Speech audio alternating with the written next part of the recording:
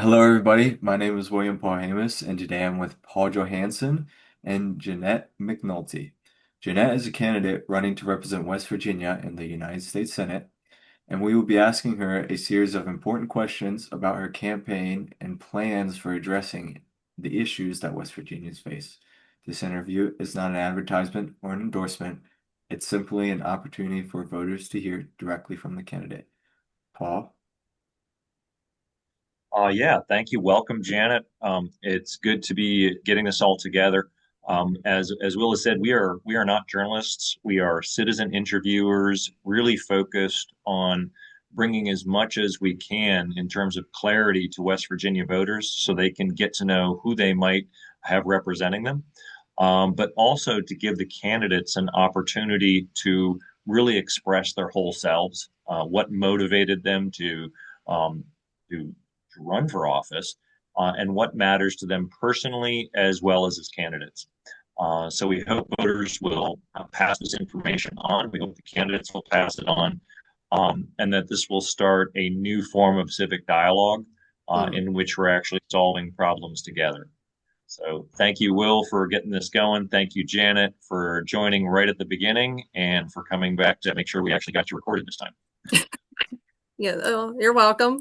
All right, so we'll start with an introduction for Janet. Could you tell us a little bit about yourself and share your core policies and do goals? you share which office? So usually we start, you Oh identify. yeah, we said Yeah, yeah, yeah, you did. we Okay, on the said yeah. recording. Gotcha. Okay. Okay, well, in case it wasn't shared, I'm running for the United States Senate here in West Virginia. I moved to West Virginia back in 2007 on a job offer that fell through soon after I got here. And unfortunately, I'm one of the millennials. I was a victim of the 2008 financial crisis, where I ended up unemployed for a long period of time and took whatever job I could get. I'll admit I didn't pay attention to politics for most of my 20s and certainly not through most of my 30s because I was just busy trying to make things work in my life. But when COVID happened and I saw the lockdowns and I was seeing how it was affecting people, it even affected me because a lot of interviews I had were completely just wiped out, because they weren't hiring anymore. We were just shut down. That's when I started paying attention. The 2020 riots helped me pay attention. And I'm just sitting there thinking, like, we're a gigantic mess as a country. And if we're a gigantic mess as a country, we probably are as a state, unfortunately, because things always filter down, just like things can filter up. So that's why in 22 I ran for delegate. We had a newly created District 94. I didn't, which means that being a new district, there's absolutely no representation. So I thought that was a good way for me to get involved in the community, to start learning even more about this place that I call home.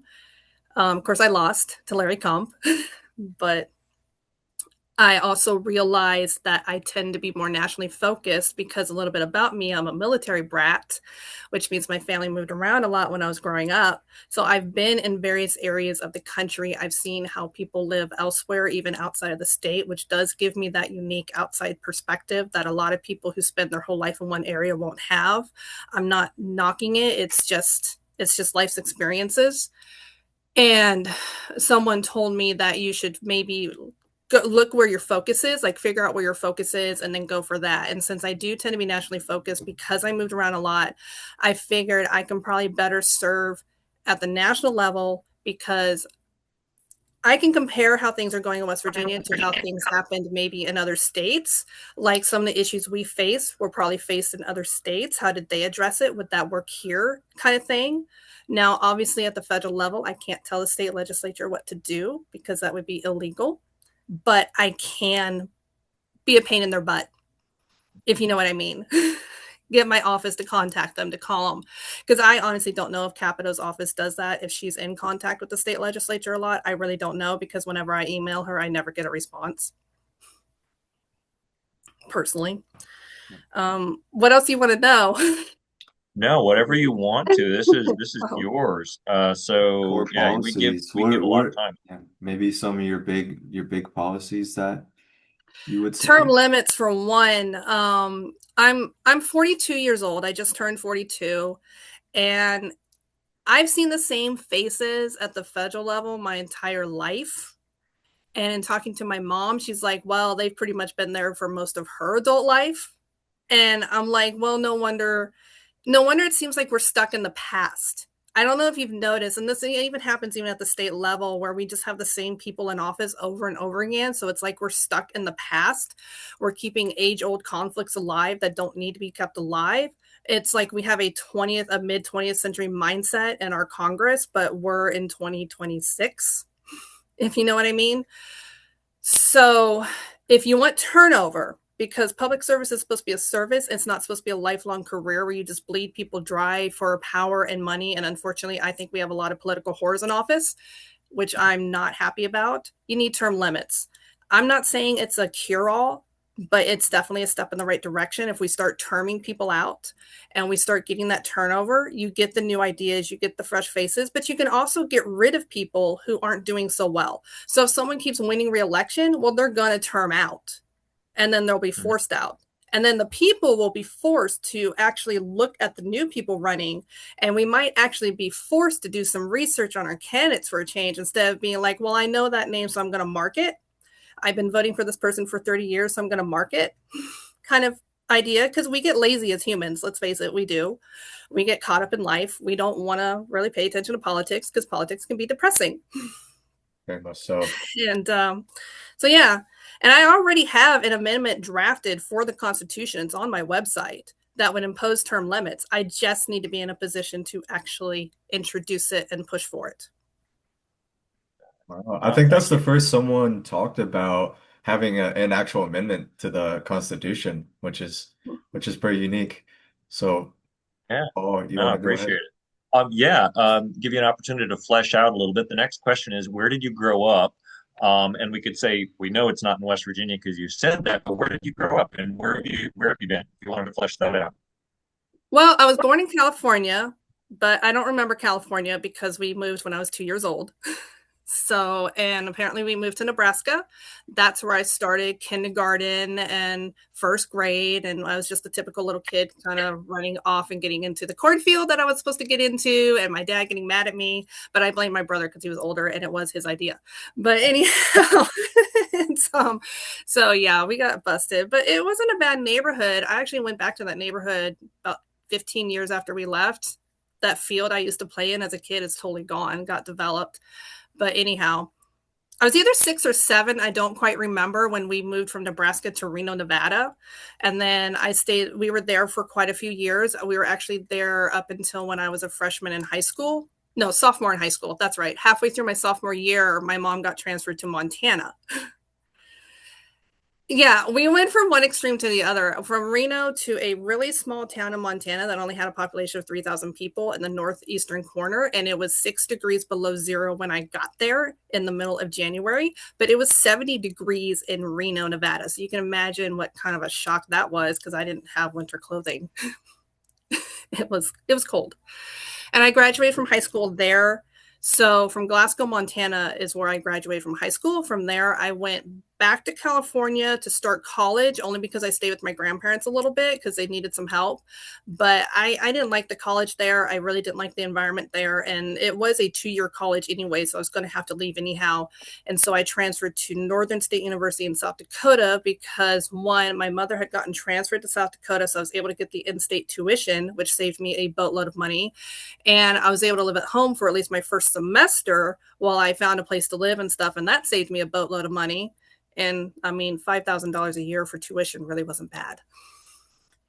Okay.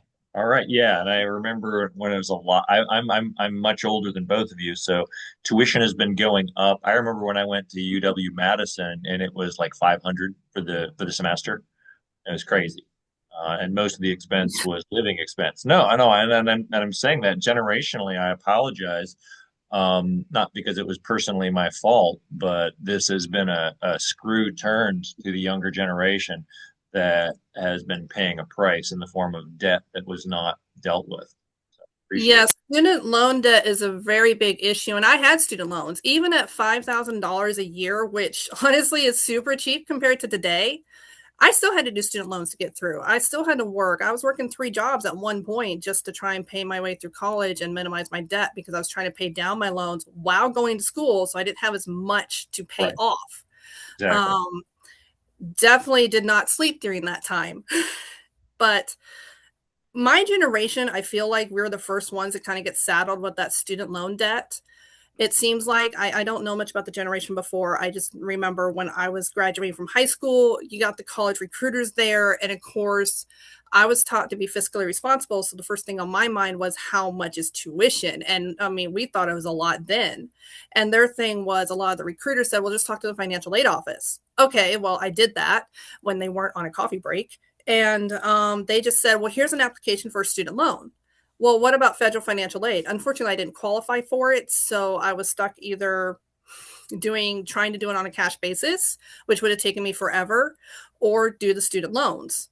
Right. So I signed on to it, not understanding what I was getting into. I was only 18 at the time. We don't teach finances in school. We didn't even teach finances when I was in school. So I had no real understanding of what taking on this debt meant. I know how it's sold as. You'll get you'll get through school, you'll get your degree, you'll be guaranteed to get a good job. And in 5 to 7 years, you'll have your loan paid off and you're going to be living the high life, because you'll have a career and everything. Well, that sounds great. That's kind of what you want, right? That's the whole point of going to college.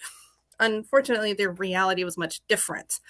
I graduated around the time the financial housing, crisis happened. So the job that brought me here pretty much disappeared soon after I got here. So I was suddenly jobless, but I had student loan payments due that I couldn't afford to pay. I was forced to move back in with mom and dad because, as it happened, my mother just happened to get transferred here too about the time I was graduating or right before I graduated. So that I don't know if that was a stroke of luck or God working in my life to help me out because I didn't have anywhere to go. But that's not where I wanted to be. I was supposed to be an adult and I had to go back to living like I was in high school. It, No, thank you. I anyway, appreciate it. And like I said, it's a people get to know a lot more. I think this is an educational forum as well.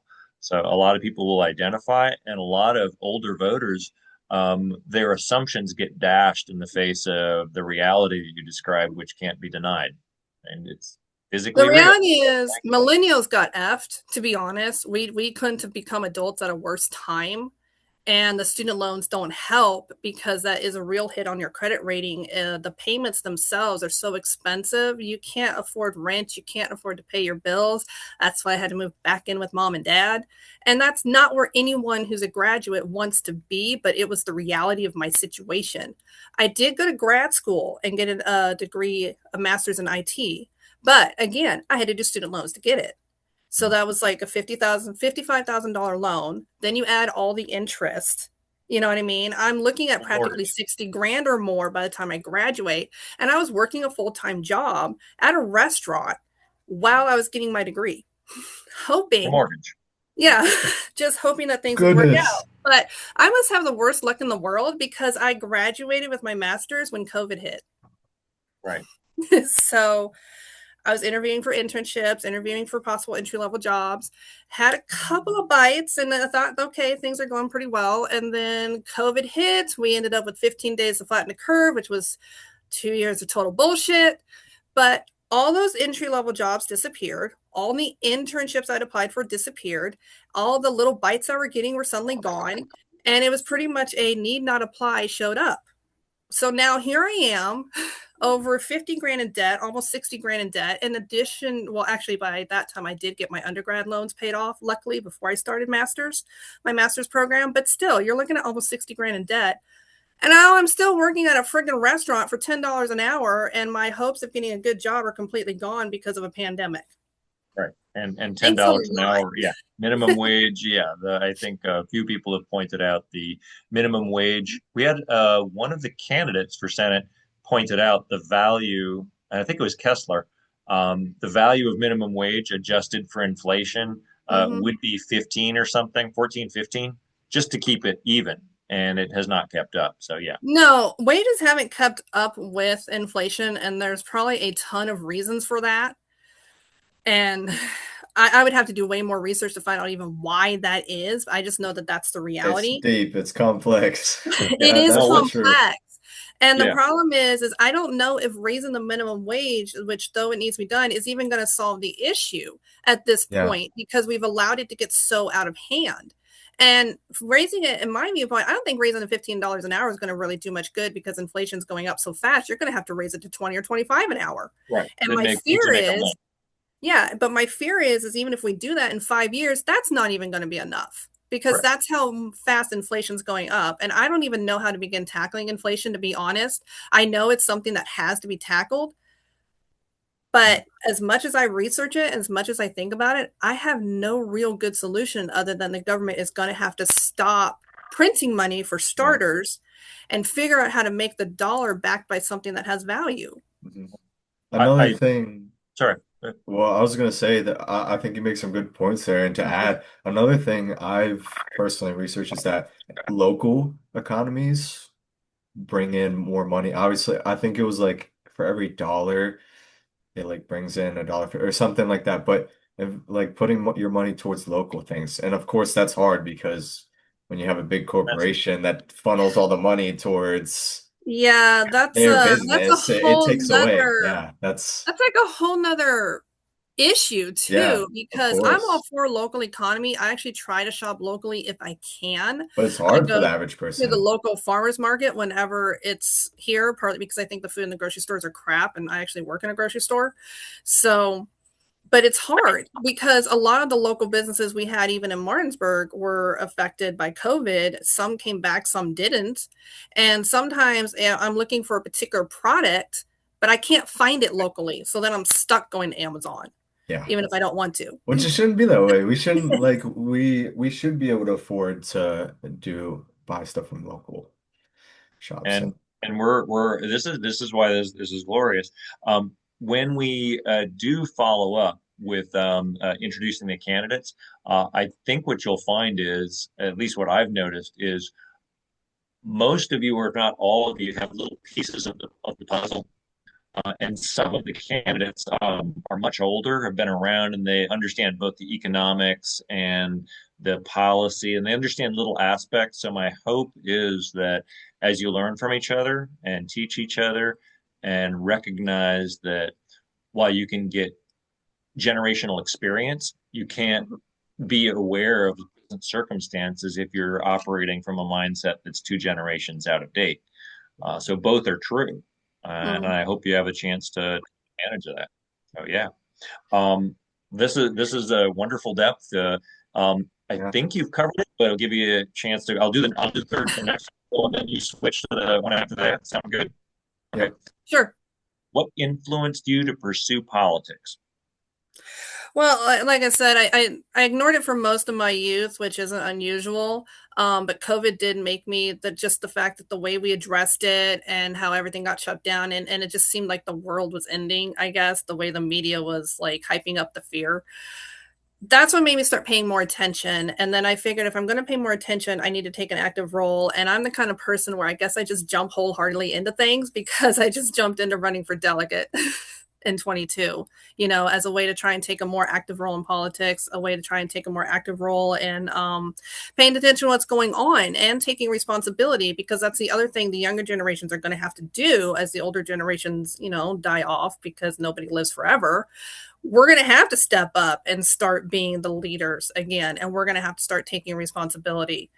So I was trying to do that in the only way I could think of. And like I said, when the redistricting happened in West Virginia, I got put in what is considered a brand new district. So we didn't even have a sitting member in the House of Delegates or a sitting senator the way it worked out. So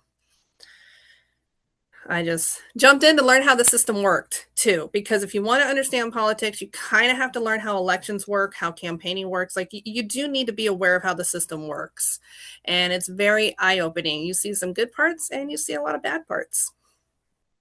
Forward to hearing about both.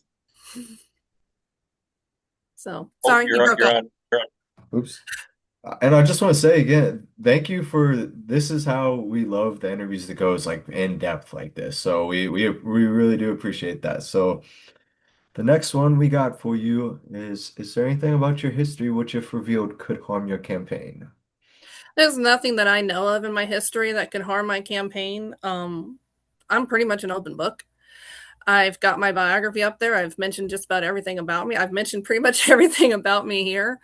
Um, I don't really care if someone digs something up. My attitude is, okay, I guess I forgot about it, but it happened. There's no point in hiding anything about your history. That doesn't mean I remember everything.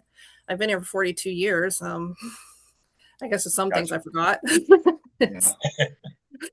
And I noticed a lot of candidates, some candidate, I don't know, not everyone would be okay with this, but some of them were like, just message me, clear the air. Like Yeah. so a lot of candidates are really open about that and how like they want to engage with people and Yeah, about the I mean, questions they have. I'm on Facebook. My email is listed on my website. So yeah, if you have a legit question, go ahead and message me. The only messages I don't respond to are ones that are open threats or if you're just flat out trashing me. If Right. you don't have a legit question or issue to discuss, then I'm not going to pay attention to it. If you're just because I had someone send me a message one time. I don't even know if it was a bot profile to be honest, but I got a message with a no picture just saying you're obviously a rhino Republican just regurgitating this, and she just went off, or I'm assuming it's a she, it could have been a he, going off on all these insults, and I did respond only to say, can you define what you mean by rhino Republican because I have no idea what you're talking about. I've never heard of that either. So No, You know, I've definitely heard a lot of that. So when if you want to check, Will and I got to know each other, but on our own Facebook page, and one of the things that I think I hacked a long time ago, I was getting sick of how Facebook was being used by people to shut down civic conversation. It was just mhm. pile-ons and personal attacks and threats, and it was no information and bad information and misinformation, and it was just garbage. It was a garbage heap. yeah, Yeah. And yeah, I've so, gotten banned from several group yeah, chats for no reason yeah, we got because banned I for of telling yeah, the truth. Facebook actually gave me a ban one time. They gave me a 60-day ban one time. And this actually happened during COVID because I was just questioning the government narrative because a lot of what we were being told, it either didn't add up or it didn't make sense because there's a lot of conflicting information. And I get this message when I popped up on Facebook, you have a 60-day ban. You cannot comment or message anybody on here. Yeah, Like, I've gotten well, that a couple of times. okay, but how are we supposed to have conversations if I'm yeah. banned from saying anything? I didn't insult anyone. I didn't threaten anyone. I don't do that. I just ask questions if I have a question. And they're like, nope, you're banned. Wow. Yeah, Yeah. and you can't even appeal those things either. Like You, I they don't tried, care. but all you there get, are like, ways, but yeah. So well, if I you get did a chance, appeal it. sorry. I clicked on the link they provided to appeal Yeah. it, but half an hour later I got, yeah, we looked through it. You had 60-day ban remains. I'm like, it's been 30 minutes. You didn't look through this. Okay. Yeah, Well, it's I hope just you'll check automatic out though. the page we use. Our approach was to shift the structure of the agreements to join a group so that people agreed right up front that they would behave a certain way, that they would provide sources, they would when asked, and so it's changing the nature of conversation. But you had to be proactive about it to do it. Otherwise, the default doesn't work. So yeah, Mhm. thank you for that. Is it you or me? It's you. It's me. Oh yes, who are the people you don't want voting for you? Well, that's kind of a catch-22 question. Yeah, Um, it's intended that I, way. Everyone laughs at it, and then they go on, and they have We like generally that. had a Yeah, totally different response to the question. yeah. So we I've kept it because it just left room for people to yeah. explore. It's like, oh, that's a weird question, but then they get into it. That's So why yeah, I've grown to like it a lot because it's me like too. we know it's a silly question in a way, but it Right. Of also course you it won't. can be telling of a candidate what their Yep. response is. look, Not in a good or bad. honestly, you're going to vote for whomever you want to vote for. When it comes to elections, there are people who've already made up their mind long before the campaign starts, and that's it. There's no changing it. Then you have the people who are kind of on the fence. If you believe in me, or you believe in what I'm saying, or you have faith in me to at least work hard for 6 years to try and do what I have said on my campaign website that I will do, because that to me is a to do list, but a promise to you, then vote for me. If you don't believe in me, why would you vote for me? I mean, why would you vote for someone you don't believe in? It's really that simple. Got it. Thank you. All right. And feel free to touch on any other issues in this question. But it's many West Virginians have faced issues for Oh, decades, like no, no, addiction. you missed. You missed. And Last one. Next one. oh yeah. Okay. What commitments are you willing to make regarding the sources of funding for your campaign? My campaign's completely self-funded, if that's what you're asking. Yeah, pretty much. What's Or like if commitment? you, It's what matters to you. There's a lot of discussion around dark money, out of state money, PACs. Oh, I mean, oh, so any that's of what you those that mean. matter. Okay. Yeah. Sorry, I was a little confused. Actually, I was talking to a ex coworker. She found a really good job, so good for her. But she heard I was running, and one of the issues we were talking about is just money in campaigns, because I hate the fact that you can spend on a Senate campaign, you can spend like $1 million to $2 easy on something that you probably won't win. It's freaking ridiculous. And I've called these people political whores because they're taking all this money from PACs, lobbyists. Trump took $200 million from a billionaire. Kamala Harris's presidential campaign was funded by a billionaire. So this sort of money, it comes at a price. They make investments, they don't give, if you know what I mean. You want to tackle that? You need to make it where a politician's campaign has to be 100% self funded. That means you use your own money to fund your campaign, or you're just not running. No PACs, no super PACs, no lobbyists, no donations from individuals. You 100% fund your campaign, because if you don't have a skin in the game, you're a worthless piece of shit. Pretty clear. I All like right. that answer. Well, that was also a little bit different perspective from what everyone else. Well, it's similar, but you also said there you believe that it should only be self-funded, right? Mm-hmm. So, which, yeah, I like that. I think Gotcha. that's I where we mean, should it go. shifts, it Um, really would shift it because, like, then when you're planning out a campaign, it's a totally different game. It's like it well, I then, mean, again, federally, but even at the state level, this is a problem. Look at how much money is spent. And look what value we actually get from it. Okay. yeah. We have a war in Iran right now, and the Secretary of War is asking for $200 billion so we can just do an illegal war with another country. Well, politicians are all wholeheartedly on it. Capito hasn't said anything about it. She seems to support it. Where do you think the politicians get the habit of spending a lot of money that we don't have? Look how they run their campaigns. Their campaigns are not funded by them. It's funded by other people. They use other people's money to run for office that they may or may not win. And if they lose, it's like, yeah, thanks for the campaign. Bye bye. If they do win, guess who they're beholden to? Are they going to be beholden to the person that gave them 25 bucks? No, you're just an idiot to them who gave them $25 of your hard earned money. They're going to be beholden to the one that gave them 200, 2,000, 5,000, maybe 25,000. I mean, the higher you go in office, the more money you get from people. And like I said, if a wealthy person donates you money, they look upon that as an investment, not a donation. Mhm. Do you So, see? but at the same Sorry. time, when you have politicians using other people's money for their campaign, that means they're not going to be budget conscious. That means they're not going to really look at how much things cost. How can you expect them to be budget conscious when they're talking about the federal budget or even the state budget if you want to bring it to the state level? Well, they're not, because they're not even on a budget when they're running their campaign. Mhm. Understood. Do you see a problem with getting, if it's only self-funded, with essentially only people that are millionaires and billionaires being able to run a campaign? Well, see, I actually thought about that. Put a cap on how much you can spend.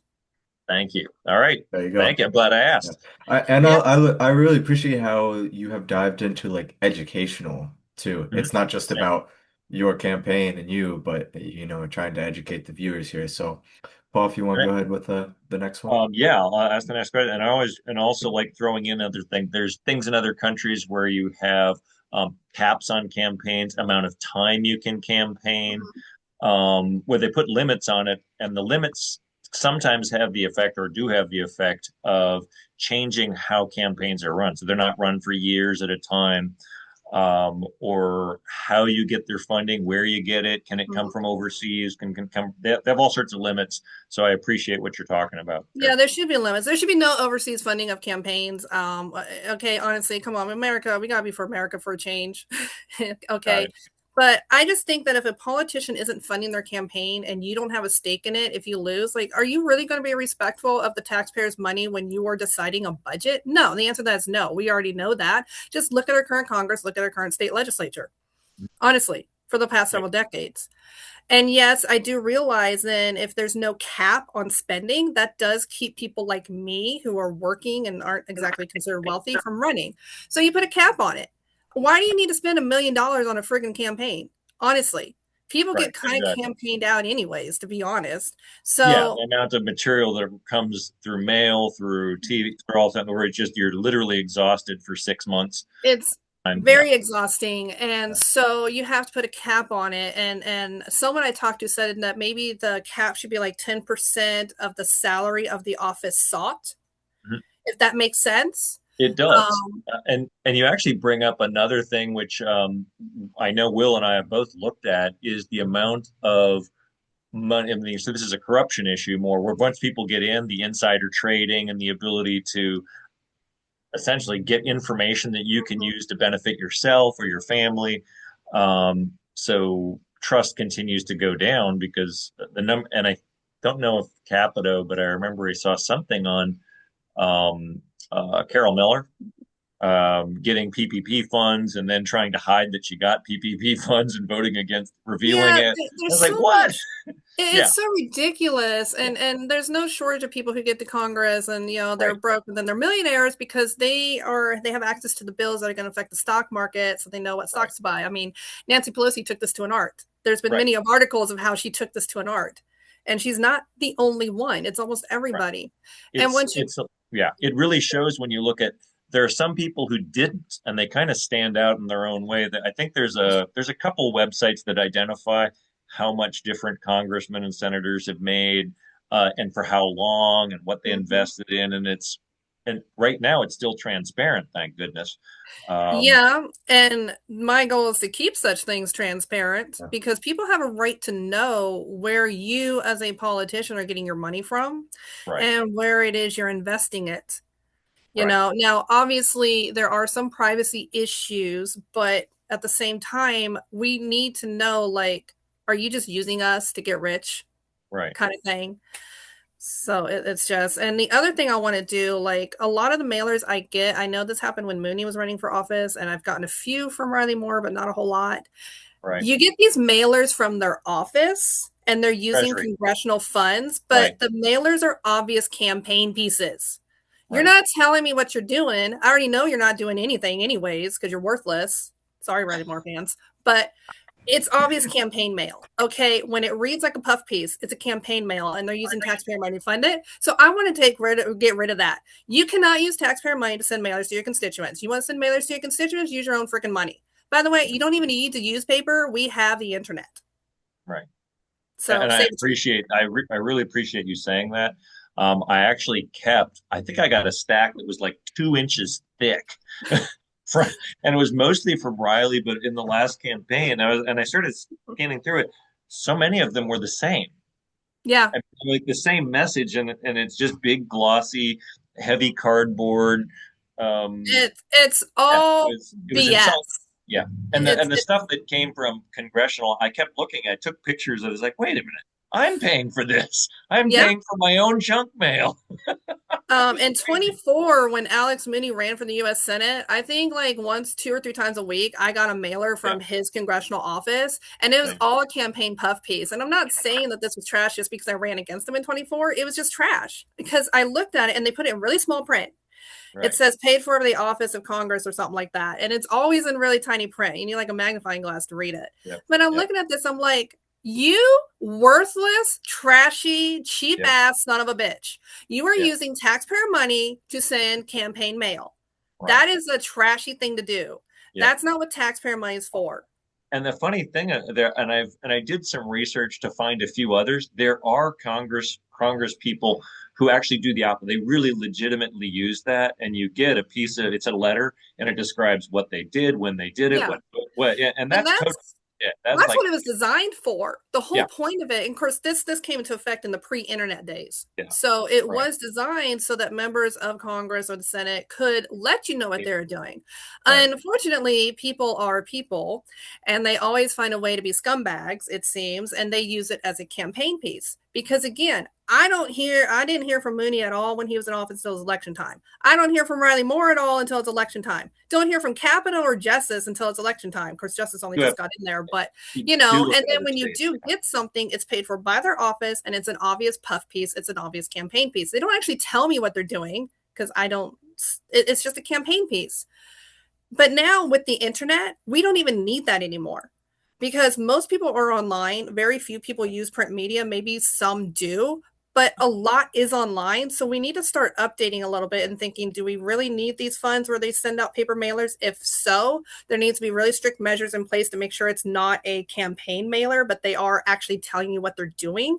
Yeah. But with online, you can go, they have Facebook, they have Twitter, they have these profiles where they can tell you what they're doing too. So we don't necessarily need these congressional funds anymore. So that needs to be looked into. Agreed. The best one I think I saw so far was Raskin's.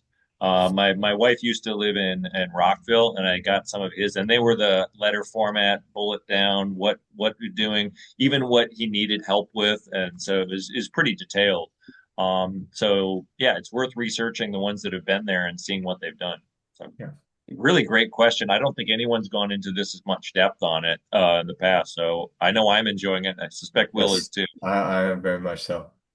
What do we All right, got? Paul, we got the one about the issues in West Virginia. Paul? Yeah, I'm doing you the questions you've done, and you're doing the ones I've done. Yeah. Many West Virginians have faced issues for decades, and you can include as many things that come to mind, like addiction, high healthcare costs, electricity costs, etc. So whatever you want to bring, what will you do differently to ensure your plans actually turn into results? Well, the first thing I'd have to do is actually really deeply research all these issues, which I've tried to research some, but to be honest, I haven't had a lot of time to do a lot, so I really need help with that. I know addiction's a big one. It's a huge one here in Martinsburg. The problem with addiction is it's kind of a personal issue too, in that nobody makes you do the drugs. You know what I mean? And I've dealt with some people that are addicted to drugs, and until they want to get clean, it doesn't matter how many rehabilitation centers you have or what you try to do. If a person doesn't want to get clean, there's nothing you can do. So there is that personal issue. On the other side, the best we can do on a government level is, again, make sure we have rehabilitation centers. They should be free if we don't charge you.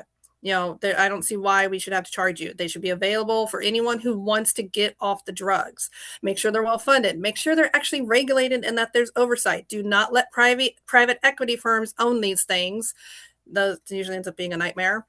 But that's really from a government standpoint, the best we can do. At the federal level, try to ensure that the border is closed and not allowing drugs into the country. If you don't have the product here, people can't really get addicted to it now, can they? So try to do that. Other than that, I really don't know how to solve that issue because it's such a complicated issue. We have drugs flowing in over the border. You have people who choose to do it, and then you need the resources available for people to want to get off the drugs, to get off the drugs. But you also need the oversight too to make sure they're properly run. Yeah. And All I'll right. add on Any other? to, Yeah, sorry. well, I was going to say to add on to that point, me and you have talked about this a little, pause, and like you mentioned, is the environment that they're in. We can heavily influence their environment to try to guide them to better. I guess that would Yeah. be the only thing, the biggest thing that are like our duties that we can add to. So, I Yeah. think, Well, the other sorry. thing I'll look into is what causes people to turn to drugs in the first place. Because it's not like if someone wakes up Right, one day and says, I want to be addicted to heroin. yeah. right, Nobody wakes up one day wanting that. But something compelled them to do it. And it's a very addictive drug. So you get hooked really quick. So we got to try and figure out what's causing that, because if you don't treat the root cause, you can treat the symptoms all you want, but if you don't find out why people are doing it, it's not going to solve the problem. And absolutely, yeah. someone suggested that a depressed economy could be part of the reason why people are, you're not working, you're not earning anything, maybe you feel worthless. I don't know. There's like a lot of things that go through a person's head. And so you turn to something that you think will make you feel better for a time, but you get addicted to it and then it takes over your life. No, definitely. I know at least three of the candidates addressed it. One very much from a policy angle of the past of what policies worked, and you covered some of them in terms of the oversight. Without the oversight and the private equity, he really came down hard on that. Without being able to follow them, you can't know if it's a black box you're pouring money into. Mm-hmm. Um, I know Zach Shrewsbury put something out. He went into the Marines for 8 years, came back, and what he described was literally what you were touching on at the end. The economics was shifting very fast at the time he left the state, and so when he came back, it was getting bad. And when he got back, it was so bad that the addiction crisis, mainly opioids, was really skyrocketing all over the place. Jobs are disappearing, opportunities, people were trapped where they were, and Yeah. they did what they just kind of running out of options. So, yeah, I think you'll find a lot in some of the other interviews to kind of get ideas. And I encourage all of the candidates steal from each other, steal your best ideas from each other, and run with them. It's a great policy because if you're I'm all just going to start posting this meme. I don't know if you've seen this meme online of a raccoon well, stealing a hubcap, running away with the word stealing this. I guess I'll just start doing that on people's podcasts. I'm stealing this. absolutely. I think that as a voter, I would love the idea that candidates are stealing the best ideas from one each other, almost like they're competing to have the best set of policies. Yeah. Wouldn't that be a great Yeah, thing that would for a voter? only if, I mean, that's what we're hopefully Yeah, working towards. Like I I just get know when it things like comes that. to addiction, if people feel worthless, then they yeah, will act like they're worthless. You know what I mean? So right, if you don't feel productive, you're going to turn to a way to drown your sorrows. And it's different for every person. For some people, it's just watching hours of Netflix for no freaking right, reason, or drowning your sorrows in alcohol or drugs. Like it's different for every right. person, Yeah, because exactly. anything can be an addiction if you think about it. Even Yep. just scrolling on Facebook for 12 hours because you don't want to face reality can become an addiction. Actually, that's an addictive behavior. I think cat videos are actually the gateway drug for most people. I think they are. I'm a guilty one for watching cat videos, to be honest. I have two cats and I'll admit Oh, it. oh no, Cat videos. you're on the treadmill already. Oh, you're lost. Oh, Yeah. I'm already a lost cause on that one.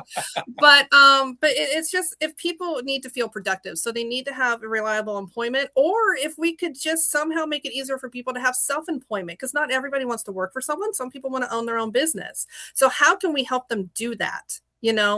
And I don't like using the term handout because people don't like handouts. You know what I mean? We want to be self-sufficient, but sometimes you need a hand up.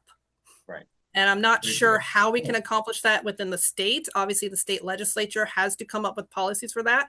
I'm not sure what I can do at the federal level other than try and stay in contact with people at the state level with what are you doing to really help West Virginians, because there is a barrier between federal and state that a lot of people forget about. We have the 10th Amendment for a reason, and I am big on following the Constitution. But I do realize that in the federal position, I can be a literal pain in the ass to people at the state level to try and get them to do things like maybe listen to West Virginians, or I would have staff members that can do that for me. But you know what I mean? Like something. But Uh, what can we do to help people have a better economic opportunity? And I think we're failing miserably as a state, unfortunately. Yeah. Thank you again for the in-depth answers. And maybe to add to this, the term handout, I noticed that a lot of people, that's a very stigmatized thing for people. And I think me and Paul try to make things good for everybody to understand, or try to phrase it in ways for everyone to understand. But I think instead of saying handouts, if we recognize that if we're investing the Mm-hmm. money and being represented correctly, things would be a lot different versus Yeah. now. Our money's just going towards paying their Mm-hmm. salaries. It would be way different if the money was actually being used towards Well, and fixing a things. lot of times I've noticed that the federal and state, they'll fund something, you know what I mean? But we don't really know where the money goes. Like there's no itemization of how the money is spent. There's no follow up on how it's spent. It's like funding education. That's great. Let's fund education. But how much of the money is actually going to classrooms? How much of it's going to right, teachers? And how much of it's getting tied up in administrative costs? We don't know that. We have no idea how much of it's going to unions and lobbyists and how much is actually going to helping the kids. We have no idea. It's just we're going to fund it this much money and we're not going to talk about it until the next election cycle. That's what's going on with the funding. So there has to be itemization. We have to know where the money is going. And if it's say it's going to a certain area and we don't seem to be getting the results we want, we have to relook how we're going to reinvest this money in the same industry, but in a way where it will give us the results we want. Like sometimes you have to change strategy. And it means constantly right, researching and reevaluating.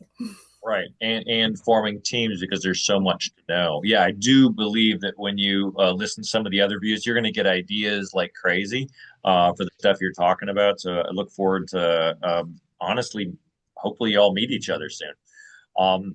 Let's see, is it my question or yours next? It's mine now. So Yours. When experts present different recommendations, what process do you use to reach a well-reasoned conclusion? I read their recommendations, I look at their research. Hopefully, they list their sources so I can also look at those sources.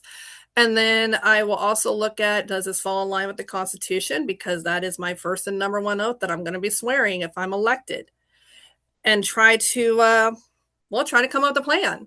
You read it, look what they say, you look at the facts, you look at the reality, and then you also make sure that you are still abiding by your oath, abiding by the law, and protecting the rights of individuals while trying to do what you can to help people. Wow, that's great. Adding to what you just said was and I think you've touched on it multiple fronts, is the follow the money approach. When you itemize and you look at and you see Mm-hmm. results, you're following like who benefited from the program. Exactly. It's not who you say benefited. Can you address that? And that requires doing essentially what you're saying is financial analysis or financial, what is that? You That's dig my into the cat. past. Oh, Yeah. I got one of those. If he's not the center of attention, he will make himself the center of attention. I've had one of those cats too. The other one is thank you for mentioning the Constitution again and again. Part of what we're doing here is an educational research. A lot of people, the scariest statistic I remember is that 50% you of the can have people, him in the video. It's okay. the free three The It's guy branches doesn't of even human. government. off the keyboard. He loves walking Oh, across the okay. keyboard, and then it makes my computer do weird things. Okay, So, fair. Yeah. Okay, sorry, Paul. Anyways. No, no, that was the Constitution. And when I read that a lot of people couldn't name the three branches of government, and it was like 50%. I was like, that's horrifying. That it is is. a utter failure of our basic education. And the Facebook page that Will and I are on, what we said is the mission statement is we used the preamble to define it because I've a really great teacher about 5 years ago wrote a book on what the preamble is, and it's basically a mission statement. The Hmm. Constitution is the how-to document, and the Yeah. preamble is the mission statement. And when you approach it Yeah. that way, it's like, oh, sometimes you can take the how-to, but if it's leading you out of sync with the mission, Hmm. then you've forgotten what the mission was, and those Yeah. those, That's those six why. elements are important. That's why they left it open for us to be able to amend it as we go. Correct. Because I really do respect the founders despite all their faults. And if you're expecting them to be perfect, you're an idiot because human beings are not perfect. We all got our problems and all got our issues. But they did something at a time that had never been done before. And they set up a system of self-government that preserves the rights of individuals while still letting people live their life as they see fit, but still instituting law and order. You know what I mean? Because we can't just have anarchy, but they also left the door open so that future generations, as things change or as we realize, hey, this isn't working, maybe we should do this, they can amend it. That's the Right. whole point. And yeah, I've heard the mission statement theory, and it actually makes sense. It tells us why they're doing it. We, the people, to form a more perfect union. That is the mission statement. The Constitution, which what 5 or 7 pages long, literally sets the stage for an entire government. And I'm like, why can't Congress come up with a 5 page piece of legislation instead of a 2,300 page behemoth that doesn't deal with the issue at hand? Like that's what we're getting a lot of. Yeah, It's just there was a law a little while ago. Remember when we had all these cell phone contracts that are like 50 pages long, and there finally was legislation that said describe this in easily understandable mhm. language and do it in less than a page. And they had no Hey, problem. They could do it. It's you like can it's do easy. it. They Yeah, you can can do do it. They it. just don't want to. They don't want When to, right? when you like, I actually, when Obamacare passed, I actually Yeah. read that entire bill, all 2,300 pages of it.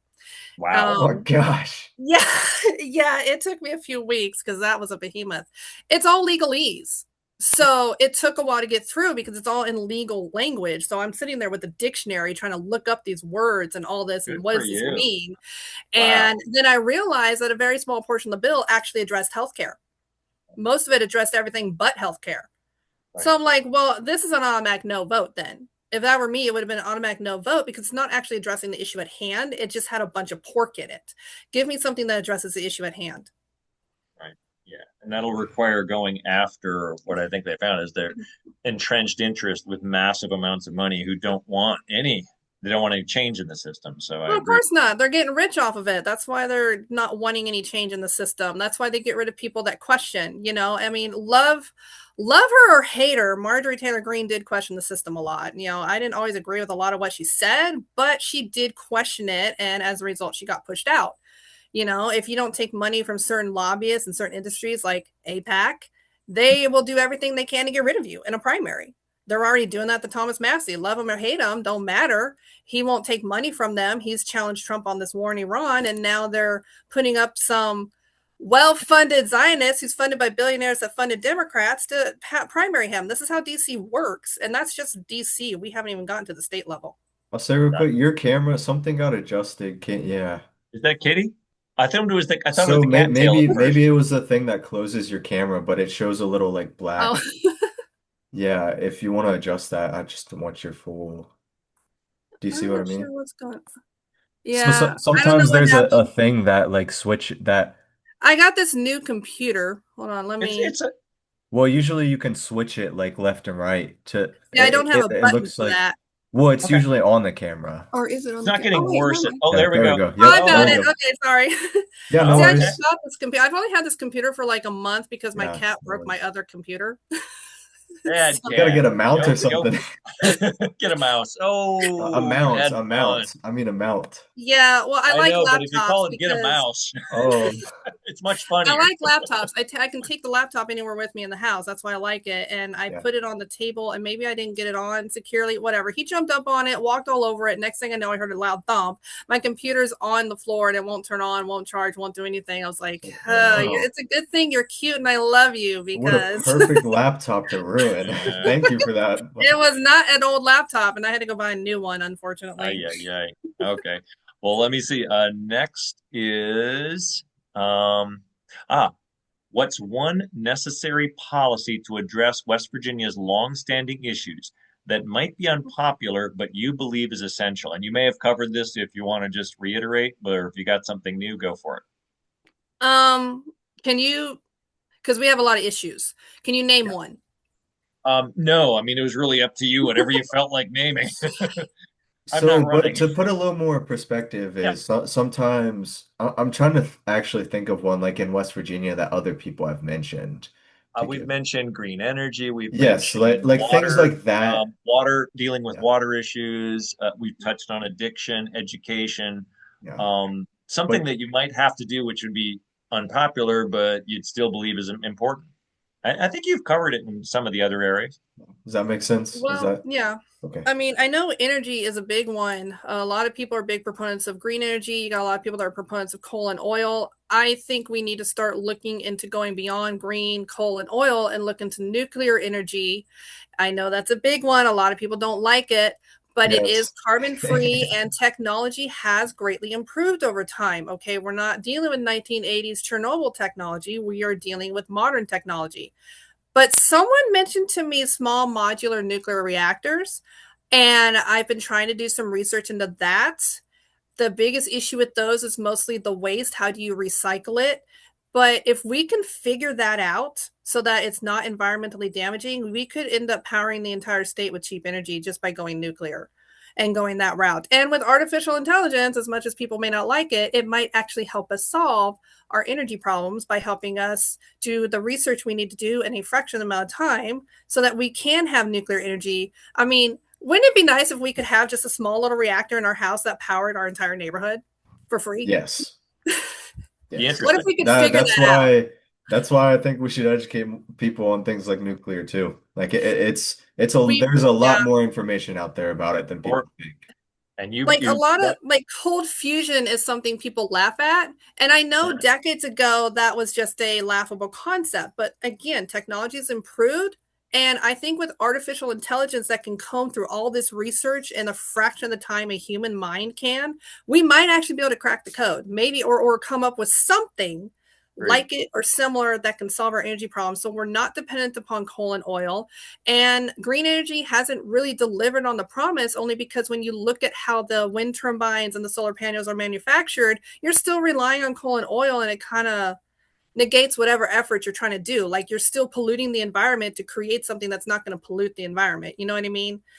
It's it just Yeah, doesn't there's work. mining backgrounds, and it requires a lot of analysis to do what you're saying, is to actually, what is the price, cradle to grave, or cradle to cradle, as they say in the green movement more.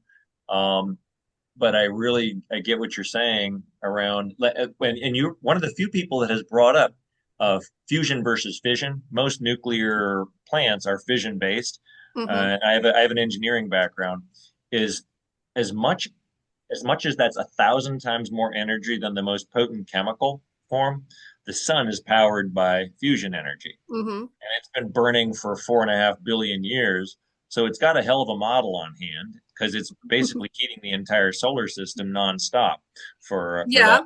time. So there's something that if we can crack it, you have as much as you can call something near infinite compared to where we're at. If we could do it, that would be I amazing. mean, I know it's sci-fi right at the moment, but a lot of things that used to be sci-fi are science reality now. So if we can crack, yeah, that. I used to watch the old Welcome to Star Star Trek. Trek. Yeah, my dad was a he loved movies and he used to love watching the old Star Trek series, the original series from the 60s that predated me. So we would watch reruns on TV and I remember them when their little communicators like, "Scotty, beat me up," you know? And Yeah, I'm like, "Well, that's our cell phones now." it's a So flip. It's a flip it's a phone, no flip less. phone. We don't even have those anymore. Now we got smartphones that are making us dumber. But anyhow, Yeah. it's but if we can crack the code to fusion and find a way to get that cheap energy without again destroying ourselves or destroying the environment, that would be worth it because people need three or four major basic things. We need food, we need clean water, and we need electricity. You don't have those, we're done in a modern society. Yep. Well, Yeah. if you can at least lower the power bill cost, that's money saved. If we're not importing oil, who cares if the Strait of Hormuz is shut? Yeah. I'll add we need good neighbors too, and I think that's our That project. would help too. But unfortunately, you don't always get to pick your neighbors. Yeah. Yeah, All true. right. We're doing Yeah. our best. Awesome. I really like the direction of this interview. I like how so that's kind of our goal is we want to make things like human. We don't want to sit here and argue with people. We just want to have conversation. And I think we've modeled that pretty well in this interview again. So let me see what the net. Okay. This one is about your expertise. What can you tell us about what expertise or experience best prepares you for this role and where you expect to rely on advisors? It seems like you're very informed on a lot of things too. I will point that out. So, I try to be informed if I can. I try to do research where I can. If I don't know something, I'll just let you know I don't know right the moment, and then I'll take the time to go do the research. So I don't try to BS my way through something. Um, I actually have a history degree, and one of the things my professors always made me do was a lot of research. We had to write papers, like these 20, 30-page papers, which I'll admit I was a procrastinator in college, so I was doing it all in one night. But it required a hefty amount of research because they liked you to propose an argument and then back up that argument about how this event led to this. That means researching. And I got to do it the old way with the card catalog. Oh my So God. Wow. I had one of those libraries on my campus. But Yep. Yep. yeah, that was fun. Anyhow, so research is a skill I can bring into that because a lot of politicians, no matter what level of government, they don't research a darn thing. They either rely on what other people tell them or they just rely on basically bullshitting their way through it, to be honest. And so I have that skill I'd bring, and I'm a big one on research. I have spent my whole life working in customer service, like most people my age.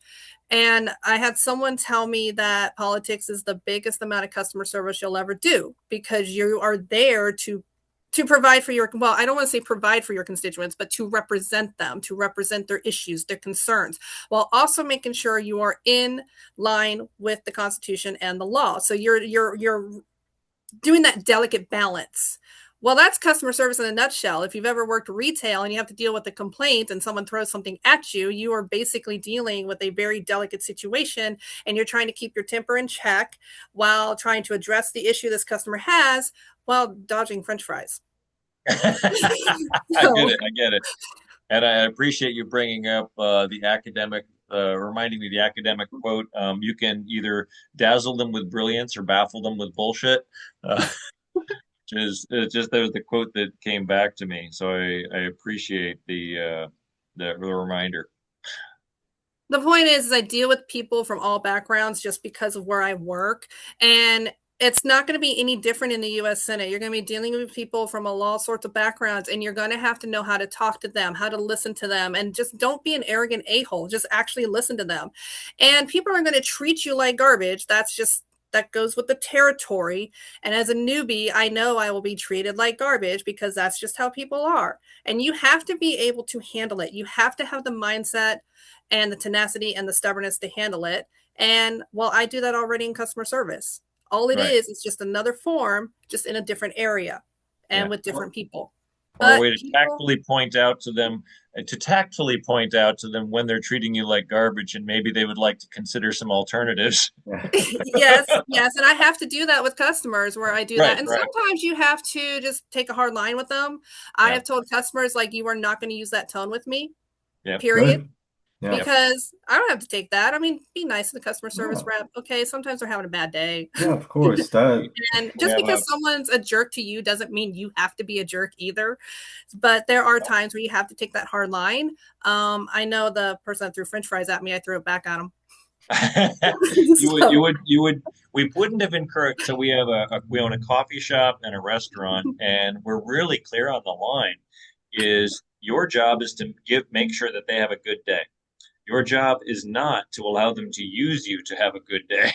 that is true. If they're Well, now abusive, we I stand by probably them. should have thrown the French fries back, but I was like in college, Right, so right, it right.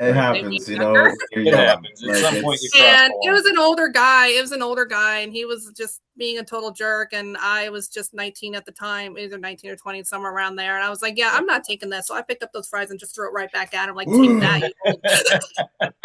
But man, the manager, of course, saw me do it. And so I got talking to, and I was like, go ahead and fire me. I'll just find another job, whatever, Yeah, which I I should have got said because there really was no other job to get at the no. time. right, But right.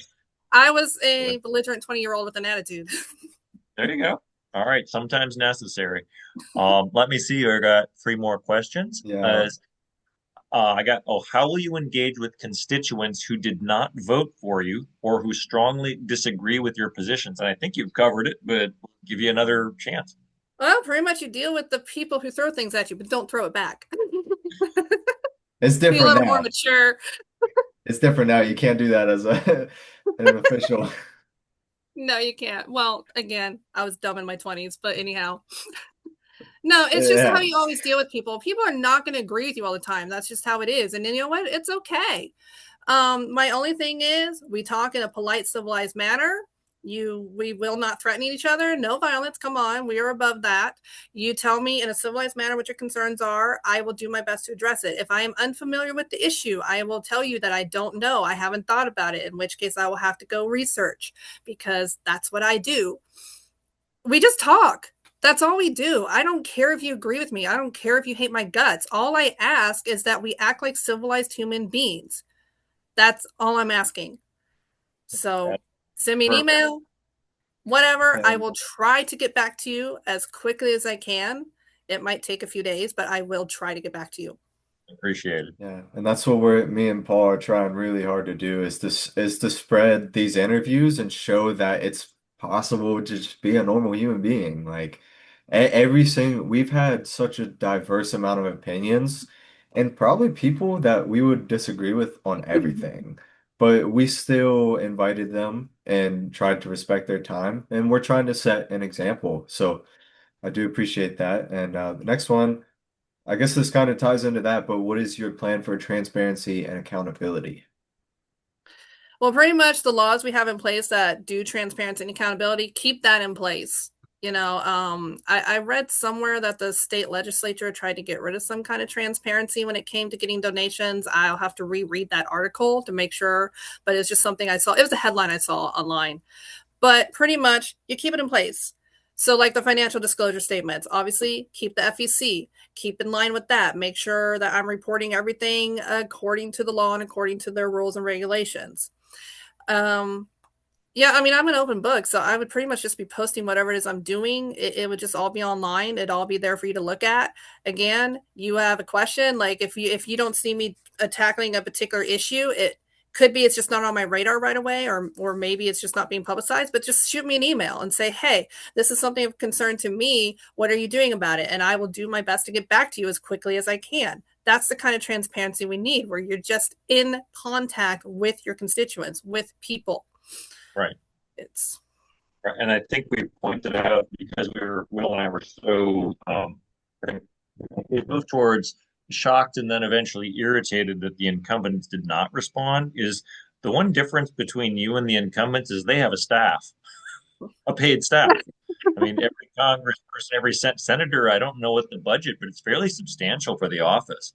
Yeah. You've got interns, you've got staff, you've got people that have to respond and do mailings, do all sorts of. So the funding is there for you to not have to respond to. It would yeah, be like 2.7 million people personally, which I could see would be a real burden. yeah. I mean, for them now, I get it. Granted, I'm sure they get like hundreds of emails a day. That's granted, Right. but their staff should be able to get through it, and that should be your staff's number one priority is to get through it. If I'm able to answer emails, I may not get back to you for a few days, but if I am able to answer on my own, and I'm literally a campaign of one, they can answer. I think the only one who's ever been in office in West Virginia that actually got back to me was Senator Joe Manchin, or former Senator Joe Manchin. Because anytime I contacted his office about an issue, even if I lost my temper and kind of just called him names, like someone always got back to me, and they were That's always impressive. polite, and they always tried to address the issue. I know one time I got an email, I said, you didn't address it. I'd like a phone call. Guess what? A week later, I was talking to someone in his Wow. office, and we talked for Wow. like an hour and a half. So he's probably the only one who's ever been in office here in this state that has actually made an Wow. effort to get in contact with people. That's If I impressive. contacted Mooney's office when he was in office, nothing. Capito's office only got back to me once in the 15 years I've tried contacting her, and that was when I said I was a former delegate or a former candidate to the House of Delegates.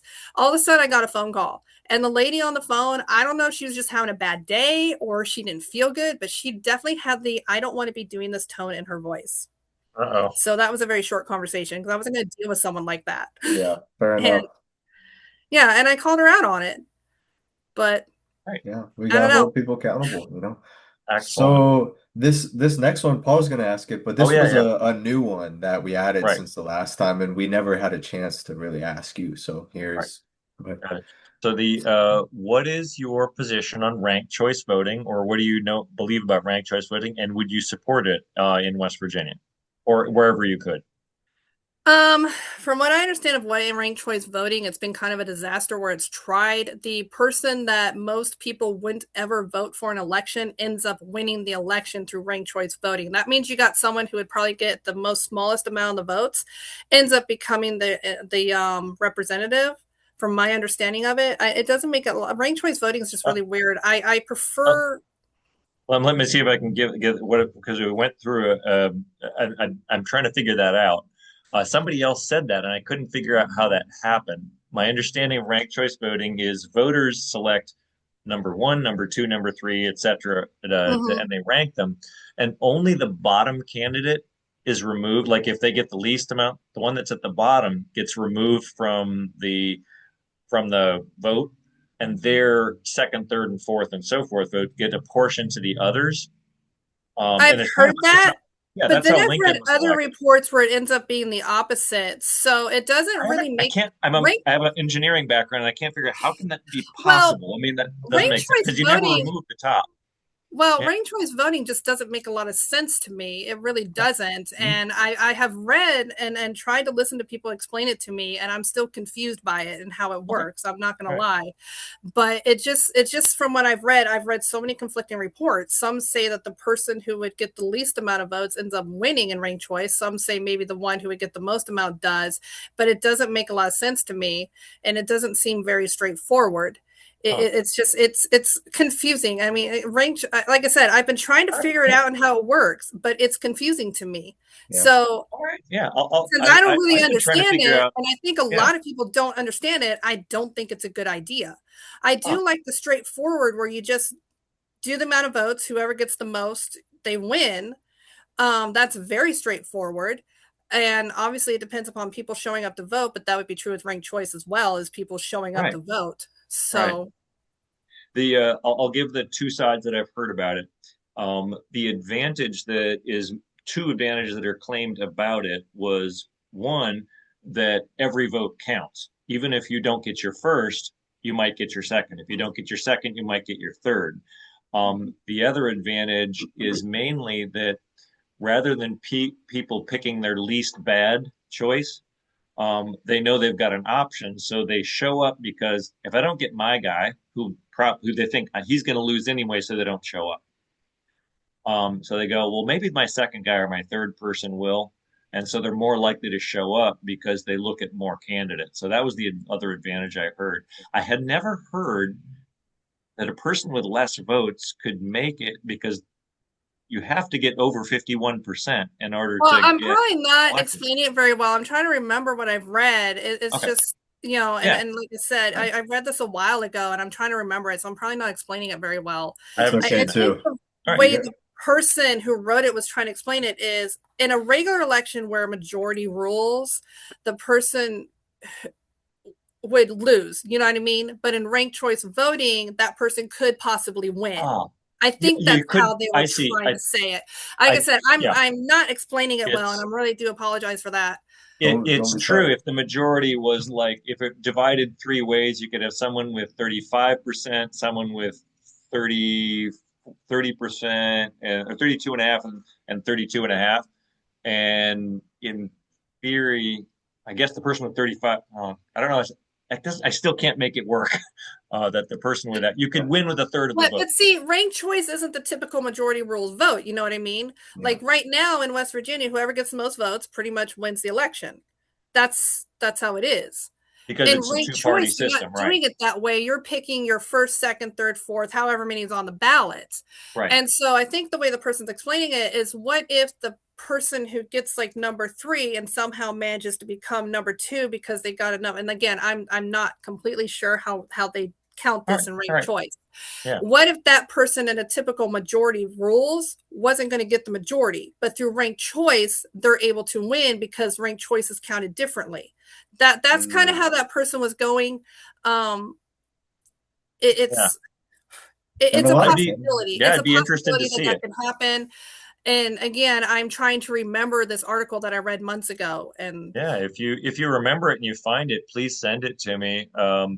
It's a personal interest of mine because I think it defeated the two-party system, which a lot of people are upset with, because in a lot of states they're now legitimately they're so stacked that the majority party locks themselves in, and then they arrange the candidates so that you can't get in. So even though this state is something like well, 40%, 30%, 30%, the number of Republicans in the legislature is like 90%. And there's almost no independents. So it's yeah, hard well, I to mean, get, that's an yeah, issue. The party system being locked in is an issue, but I don't know if ranked choice voting is really the way to go to get rid of it. Again, yeah, okay, a lot of it does one depends on people showing up to vote, and right, I don't know exactly, if really ranked choice voting has caused more people to show up because there are a lot of people who yeah. just are so disenfranchised they just don't care, and the numbers still show that voter turnout is not as great as it could be. But you have to exactly, show up to vote. If you don't like the establishment, you don't vote for the establishment. And that's where term limits, and honestly, I promoted term limits on the state level too back in 22. So that's where that helps because you start getting rid of the people that are entrenched. Um, you know, you don't have to wait for them to die, but you start getting rid of them that are entrenched. We can again caps on funding, try to get rid of the money, the outside money, make it where candidates fund their campaigns. You are more likely to get rid of that money. Yeah. One of the reasons why the establishment is able to stay in power is because they're well funded by things like PACs and lobbyists and all that because of all the goodies they'll give it. And this is true for Democrats and Republicans. They both have an right, issue with right. establishment. If you Yeah. start tackling the funding, you start tackling the length of time people can be in office, you'll actually get rid of the establishment. Right. It's not going to happen overnight. We didn't get to where we are overnight. So it is going to take probably a generation or two to chip away at what we have allowed to become a problem. Hmm. I don't Agreed. think ranked choice voting is going to really solve it. I think it's people taking an active interest and just getting rid of the money and getting rid of the this entrenched Right. Right. Right. system Yeah. is I what will like do that it. point. Because when you Yeah. get Right. new people in, and if Right. we get a lot of new people in, you start taking away the power of the establishment. I mean, you really do. That's why they do whatever they can to stop Yeah. new people from coming in, except for the ones they approve of. And on a voting perspective, as a voter, you have to really research your candidates, but you have to also understand the way politicians speak. So that way, you know if you are being schmoozed and being fed what you want to hear, or if you're hearing someone who intends to do exactly what they say they're going to do. Like, a lot of it depends upon the voter. You have to be very aware. Don't just fall for the talking points and platitudes. So if we all did these things and we all worked together, and if more people showed up to vote Yeah. too, instead of completely checking out, we would get rid of the establishment. And you Yeah. don't really have to change how it is.